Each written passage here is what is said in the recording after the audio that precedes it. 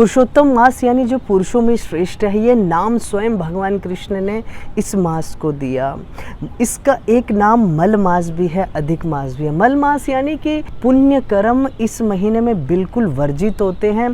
देवताओं ने, ऋषियों ने जब इस मास को वर्जित कर दिया, इसको मल यानी गंदगी युक्त वाला मास ठहरा दिया, तो ये मास भगवान कृष्ण के पास में गया और कृष्ण से प्रार्थना की, हे कृष्ण, हर एक महीने का, हर एक मास का कोई ना कोई अधिष्ठाता देवता होता है, पर मेरे साथ तो बहुत ही बड़ा अन्याय हो गया।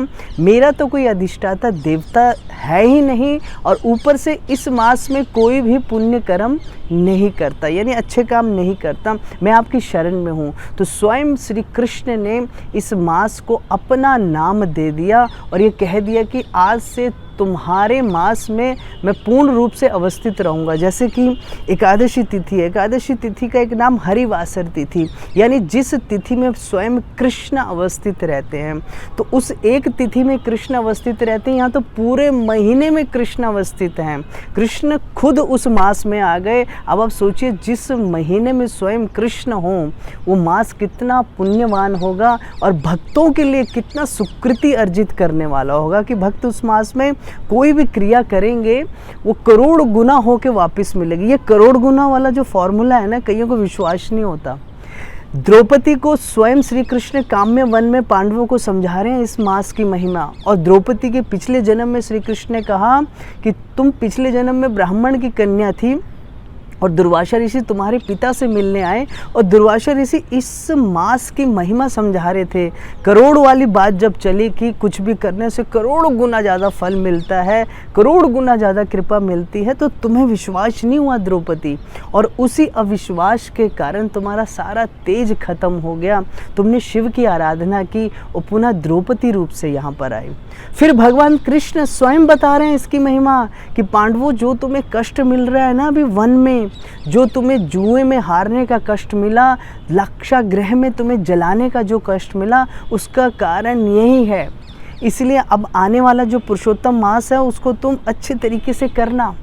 देखो, भगवान श्री कृष्ण खुद बता रहे हैं, कोई देवता नहीं बता रहा इस मास की महिमा और कोई ऋषि मुनि नहीं बता रहा, स्वयं कृष्ण। यही मास कर्म कांडियों के लिए अपवित्र है। वो इस मास में कोई भी शुभ कार्य नहीं करते, पर भक्तों के लिए, जैसे भगवत गीता में कहा कि या निशा सर्वभूतानाम तस्याम जागृति संयमी, कि भक्त जहाँ पर जागते हैं वहाँ पे अभक्त सोते हैं। जहाँ पर लोग इस मास को वर्जित करते हैं और कुछ भी अच्छा नहीं करना, भक्त लोग तो ज़्यादा से ज़्यादा इस मास में वैष्णव सेवा करते हैं, भगवत सेवा करते हैं, गौ सेवा करते हैं, हरि नाम जप करते हैं और जो स्तोत्र हैं संस्कृत में उनका पाठ करते हैं, जैसे जगन्नाथ स्तोत्रम और जैसे चोराग्रगण्यम स्तोत्रम, ब्रजे प्रसिद्धम नवनीत चोरम, इस स्तोत्र का पाठ करते हैं और गोवर्धन धर्म वंदे इस मंत्र का पाठ करते हैं 12 बार।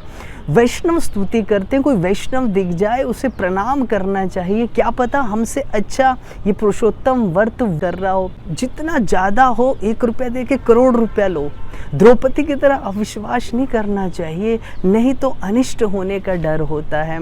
और अधिक मास क्यों बोला जाता है, यानी एक मास अधिक, वैसे 12 महीने होते हैं, इसको 13वें महीने में गिना जाता है। देखो, 2 प्रकार की गणना है। सूर्य गणना के अनुसार 365 दिन होते हैं।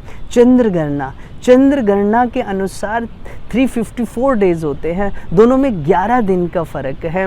3 साल बाद करीब एक मास पूरा बन जाता है, इसलिए इसको अधिक मास बोला जाता है। कई लोग अधिक का मतलब ये लेते हैं जिसमें भगवान अधिक कृपा करते हैं। कई लोग मल मास का ये मतलब लेते हैं कि जिसमें हृदय की गंदगी दूर हो जाती है। बड़ा ही साइंटिफिक तरीका है महाराज जी। हमारे ऋषियों ने तो हजारों साल पहले ये गणना कर ली चंद्र और सूर्य की।